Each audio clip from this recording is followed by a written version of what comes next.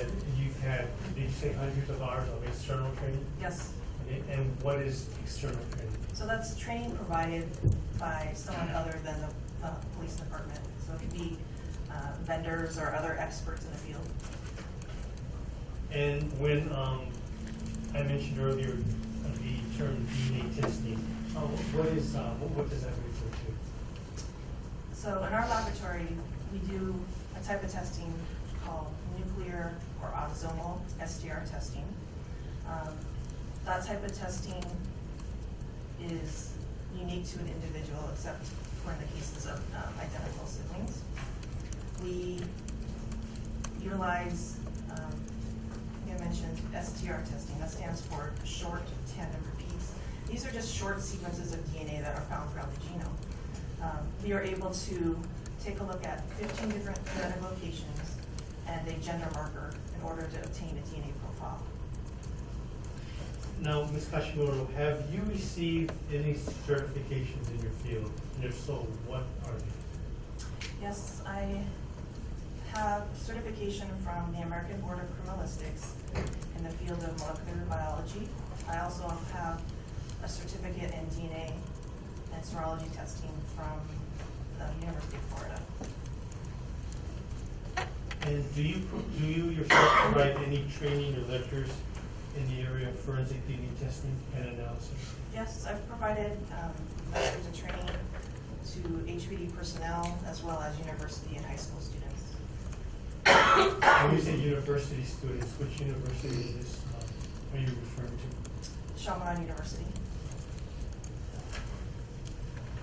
And have you, well, let me ask you this before I ask you about your prior court testimony. How many actual DNA samples have you tested during your 12-year, I guess your 12-year, during the 12-year period that you've been employed as a criminalist with the Honolulu Police Department? I don't know the exact number, but it's definitely over, I've analyzed over 1,000 samples. And have you previously been qualified as an expert in the courts of the state of Hawaii in the area of DNA analysis and identification? Yes, I have. And how many times have this happened? So on Oahu, I've been qualified 3 times. Is this the first time you testified here at Maui? Yes, it is.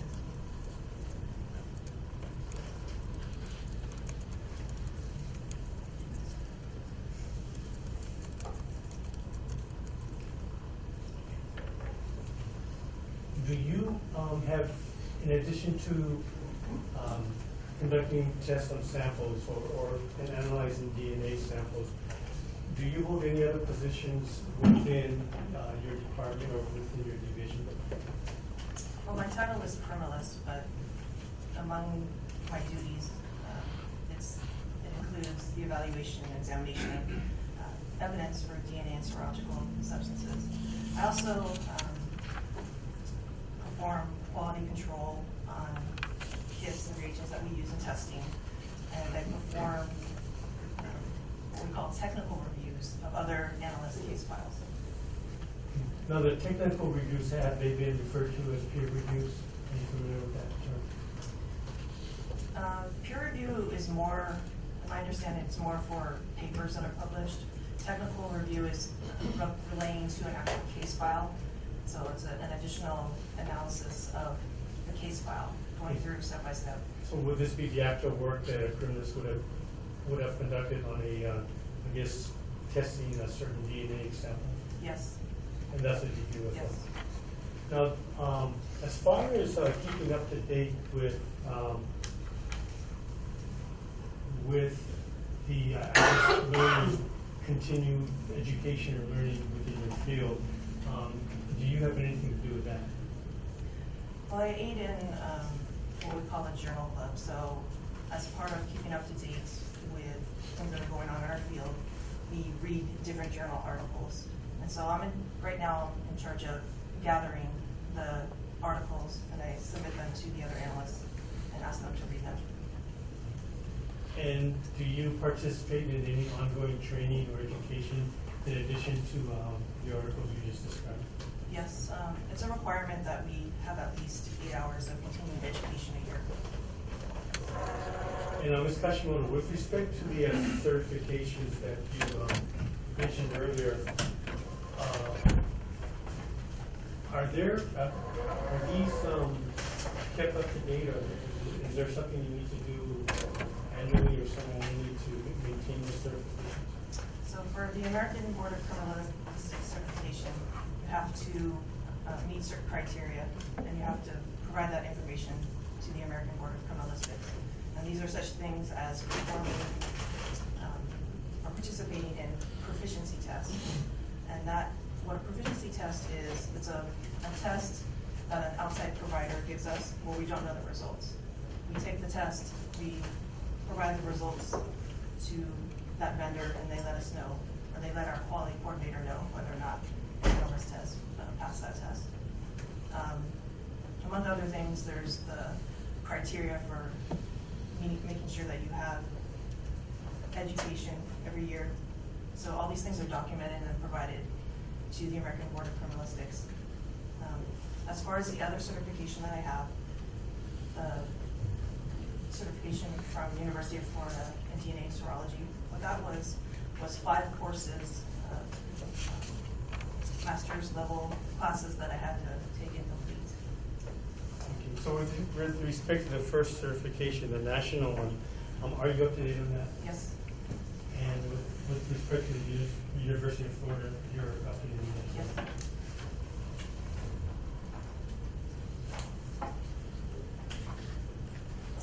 Now, Ms. Kashimoto, does the Honolulu Police Department's Forensic Biology Unit have standard operating procedures for DNA testing? Yes, we do. And what is the significance of having these standard operating procedures? So having our procedures in place ensures that an analyst, or any analyst that's going to perform a test, is doing exactly what any other analyst is going to do. So it's ensuring that they're following the correct procedures, and it also allows for any other analyst to take a look at their work and determine whether or not the testing was done properly. And with respect to that, is all the work that's done or conducted within your unit, is it documented? Yes, it is. And why do you document all of your work? So the documentation is, in the first part, just for the analyst to show that they followed each of the procedures correctly. And it also allows for review of the analysis. So another qualified analyst can take a look at the case file and make sure that everything was done properly. So the work, is that an independent review? Yes, it is. And are all reports in each case independently reviewed by another qualified analyst? In the forensic biology laboratory, yes, they're all reviewed. Now, I think you answered some of this question, but let me get into the basics here. I already asked you what is DNA, and you answered that. Let me ask you this, where is DNA found? And DNA is found throughout the cells of our body, and just to touch upon DNA in general, I wanted to say that, so DNA stands for deoxyribonucleic acid. So it's sometimes referred to as the blueprint of life because it contains all the instructions and information that an individual needs for growth and development. So the reason why DNA is important for forensics is because the type of testing that we do can be unique to an individual, except for the cases of an identical sibling.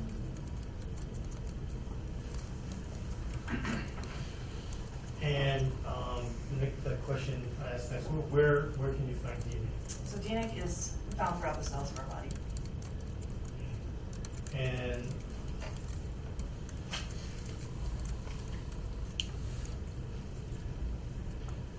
And generally, what are you trying to determine through DNA testing in a criminal case such as this?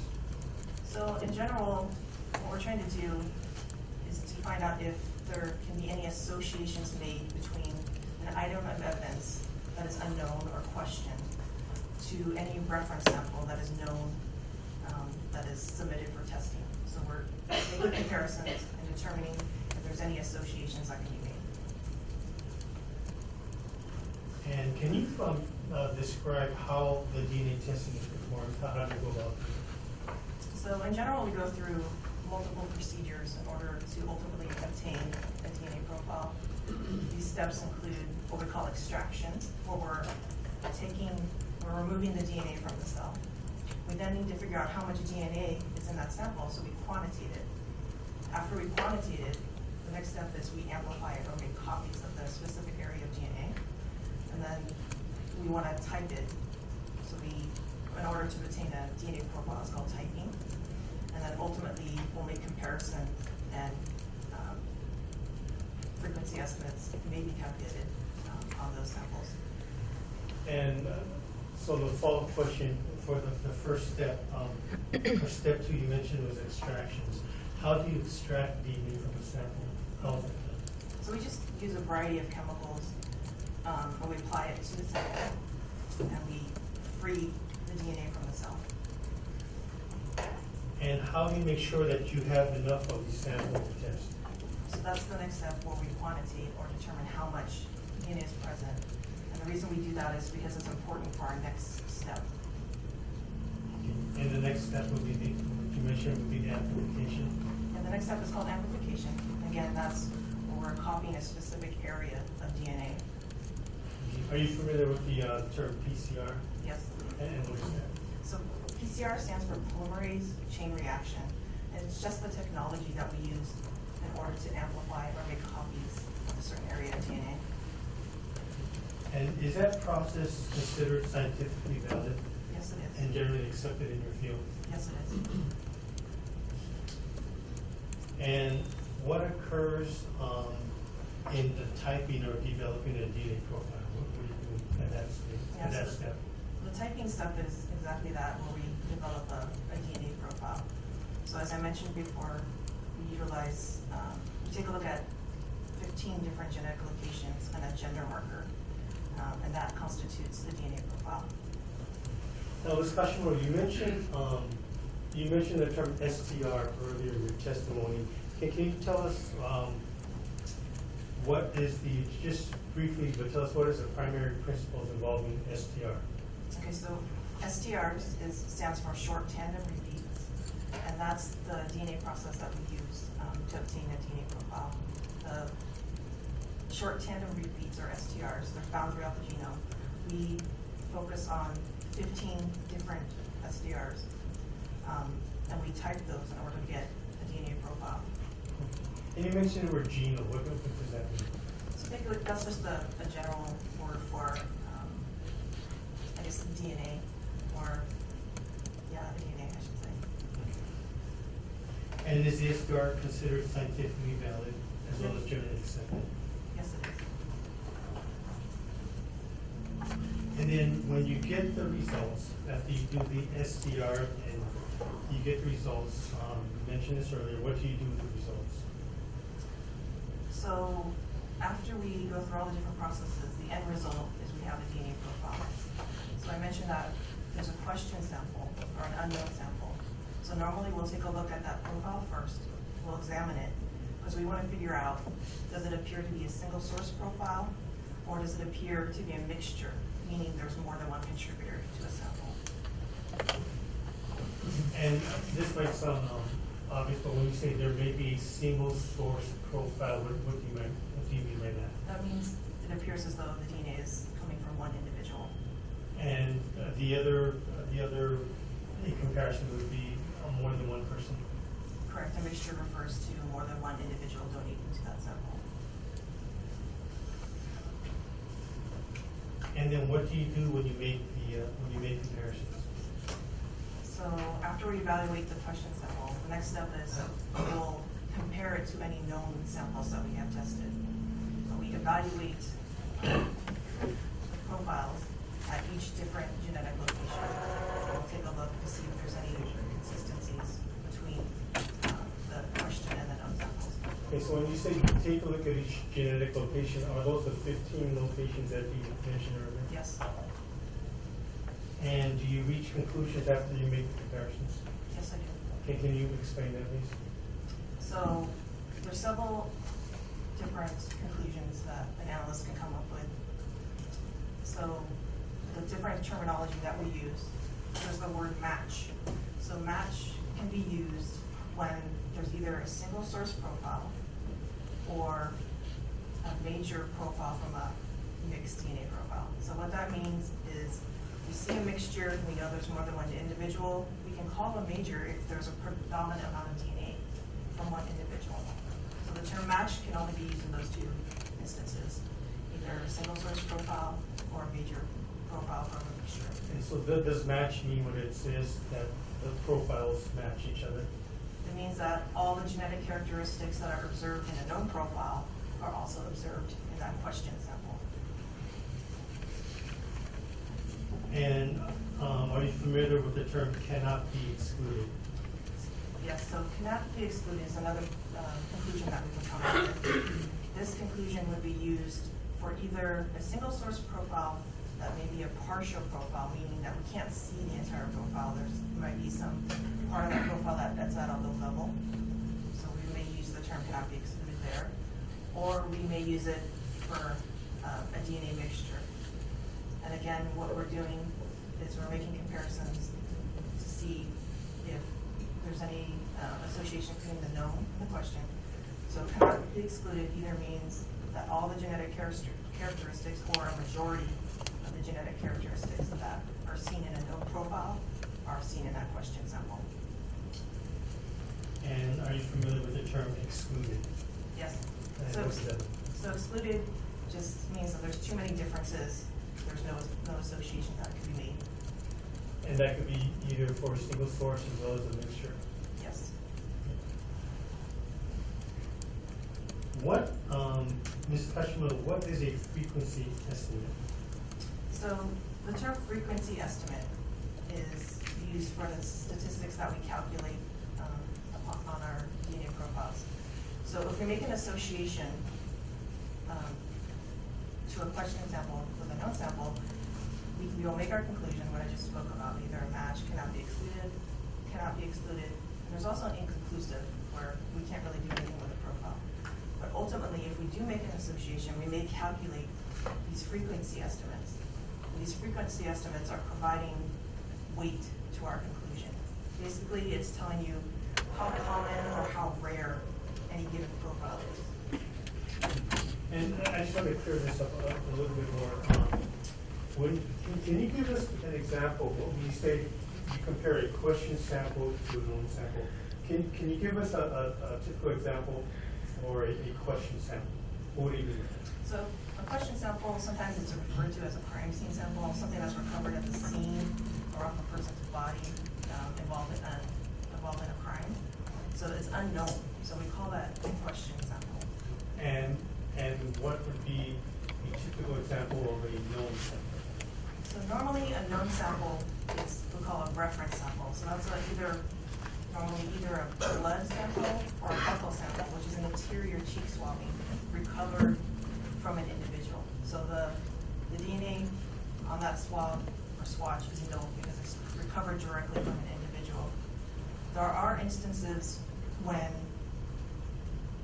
you may not be able to collect a known or a reference sample from an individual, and in those cases, the investigators may submit a personal effect of an individual.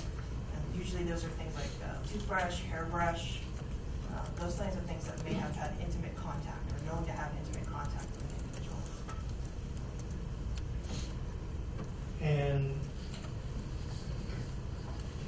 you mentioned when you do a frequency estimate, do you work with a population database in doing that?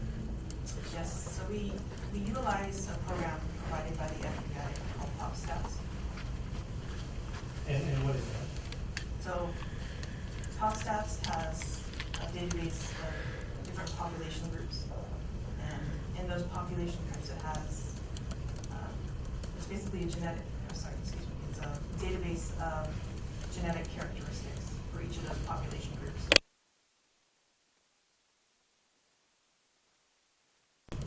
The PopStats that's provided by the FBI. Yes.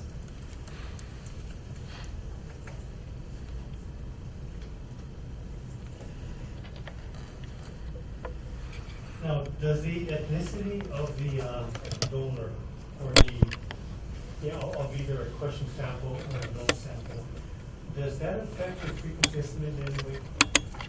So when we calculate frequency estimates, again, we're trying to provide weight. So we're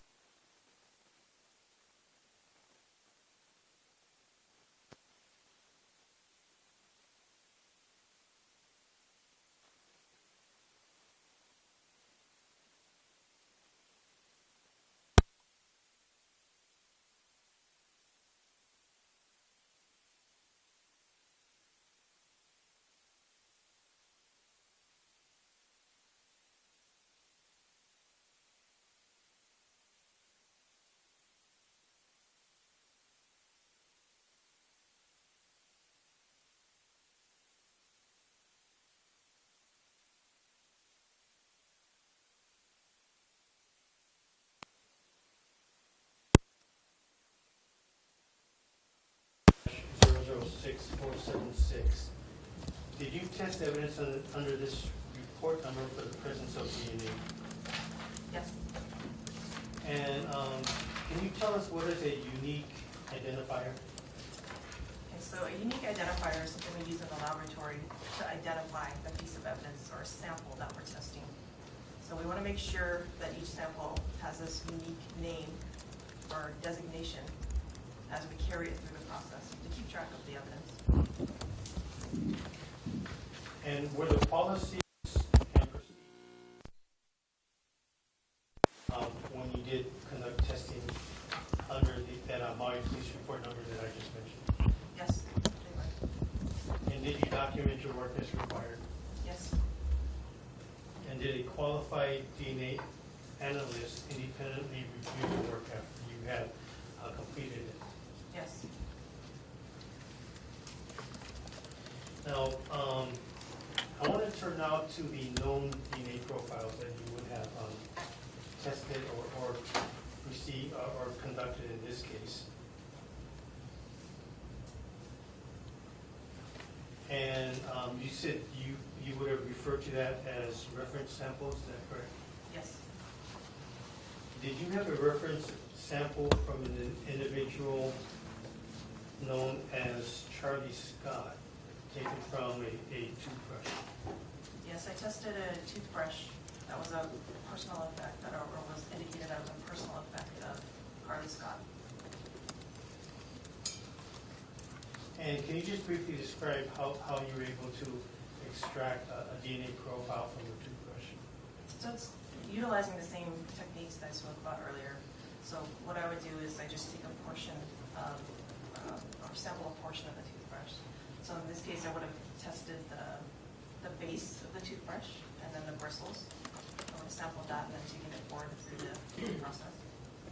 And were you able to achieve getting a DNA sample from that reference sample, the toothbrush you just mentioned?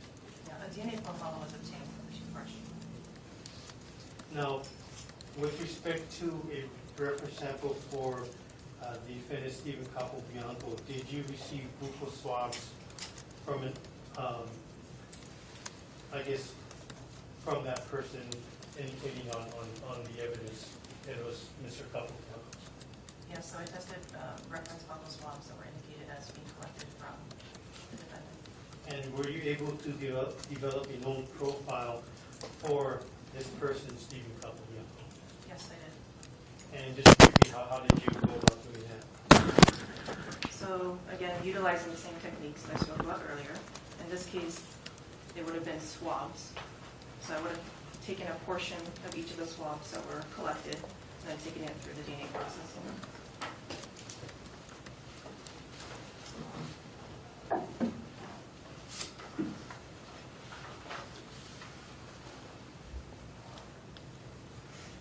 Now, when you conducted the DNA testing for the Maui Police Department with respect to this case, did you do the testing all at one time, or were they done at different times? There was different sets of testing done. Can you just explain how that is done, why there was different sets done? Well, we work on a request-based system. So if we receive a request from an investigator, we'll discuss what items of evidence need to be tested, and we may prioritize what needs to be tested first, depending on the need. And so when you say we may prioritize, who prioritizes which items go first and which go later? So normally it's a discussion between the investigator and the analyst or the case assigner. Referring to a report submitted by yourself on March 3rd, 2014, do you recall certain items that you would have tested pursuant to that report? May I refer to my report? Yes, and can you tell us which page you're referring to?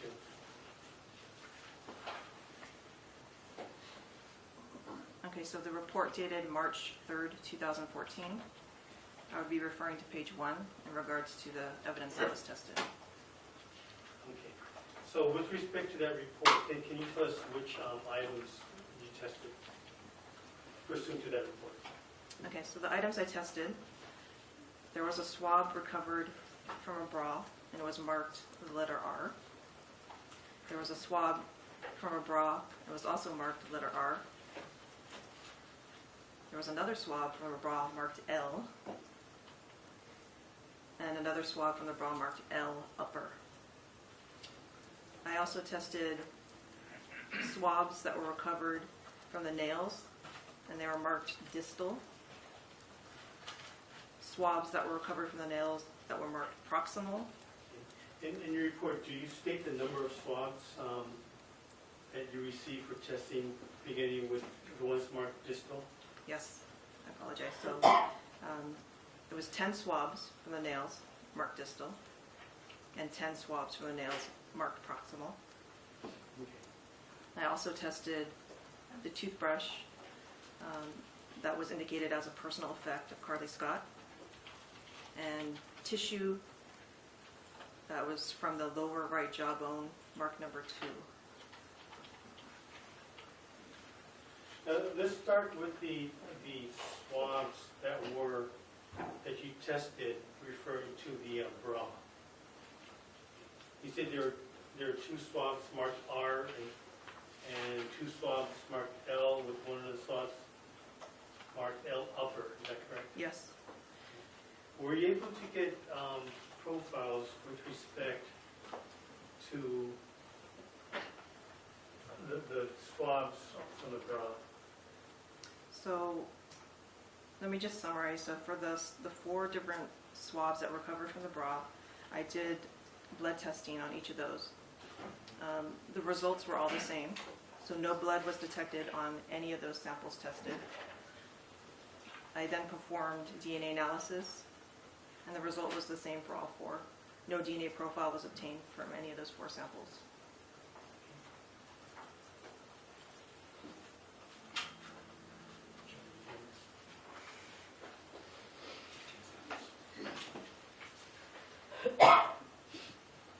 Okay, I'm sorry, Ms. Kashimoto, I want to go back for a bit.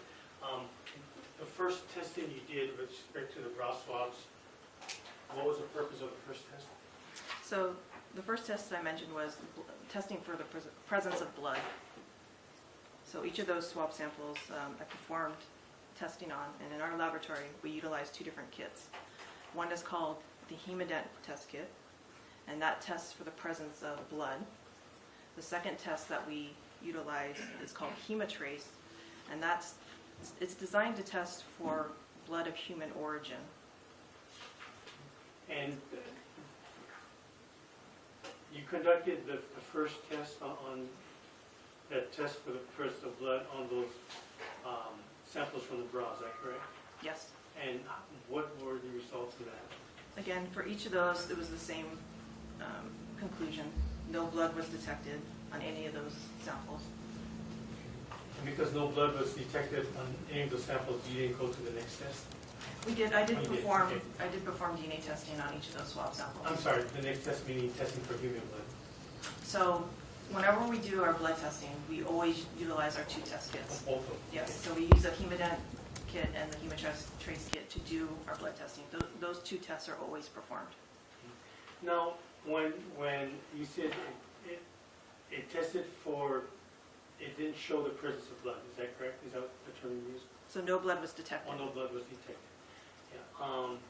Based on your training, your experience, and your education, are there reasons why no blood would be detected on a stain or something that would have been swabbed that looked like blood? Vague and speculation. And is this person your training experience? Let's get a little more foundation with respect to this, and then you can then proceed from there. Yeah, thank you. Did you receive training as well as in your experience as a criminalist and your education as to why the blood test that you described would have detected no blood? There's several reasons why we may get a negative result. And is that based on your training and experience? Yes, it is. So basically, after my question, let me ask you the question again. What are the reasons why there would be no blood detected on the test that you just mentioned? Okay, so the first result is that there was no blood there, so our test didn't pick it up. The second result could be that if there was blood there at one time, it's at a level that's too low for our test kits to pick up. And this could be due to either there was a low amount to begin with, or there could be environmental factors that affected the quality of the sample. And when you say there could be environmental factors, what could those, what type of environmental factors would affect blood if it was there? So if there wasn't any biological substance on an item, the sun could affect the sample. So that's the rays from the sun as well as the heat could cause what we call degradation or breaking down of the sample. Also, rain and even dirt can sometimes affect a sample. Is there a third reason? It kind of goes back, it's kind of included in that where the environmental factors may degrade a sample, so it's just, we're not able to detect it.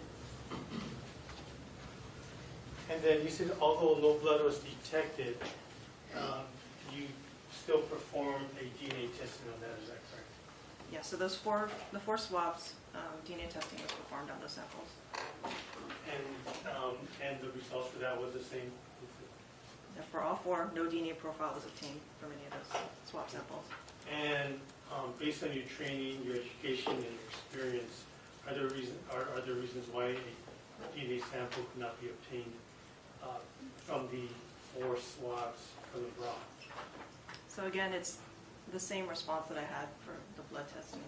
If you're looking for a specific substance, we test for it. A negative result could be due, number one, that the substance that we're testing for is not present, or it's at a level that's too low for our test kits to detect, or the possibility that there was a substance there and it got degraded by environmental factors. Would you consider maggots as, if maggots were on a certain item, that could be considered an environmental factor? Well, Cause for speculation. Have you been trained? Based on the current foundation, I'll sustain the objection. If you want to supplement the foundation, you may. Did you receive any training, education, or based on your experience, as well as continuing education, whether or not insect activity could affect the sample? insect activity could affect a sample because it's adding to the degradation, or it's actually removing a substance from an item potentially.